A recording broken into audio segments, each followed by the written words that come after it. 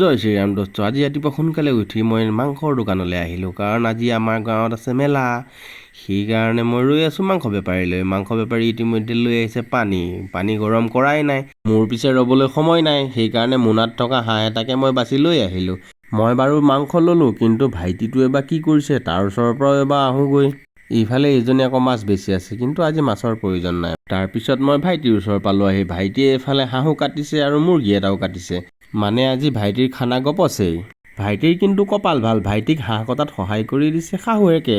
ভাইটিয়ে আকৌ মাংস ভালদৰে কাটিব নাজানে, সেইকাৰণে হাঁহ কাটোতে কটিটোও গুচি গ'ল মাংসৰ লগত। শাহুৱেকে তাকে বিচাৰি আছে। তাৰপিছত মই ঘৰ পালোঁ আহি। ঘৰত ইফালে ভাত হৈ গ'ল। ভাত মোক পটককৈ ৰেডি কৰি দিলে, আৰু মই এনেও মাংসৰ অলপ খকুৱাই, সেইকাৰণে মই আৰম্ভই কৰি দিলোঁ আলহীয়ে নাখাওঁতেই। আজিলৈ ইমানতে সামৰিছোঁ ভিডিঅ'টো। অহাকালি লগ পাম আৰু এটা ভিডিঅ'ত। আজিলৈ সকলোকে বাই বাই।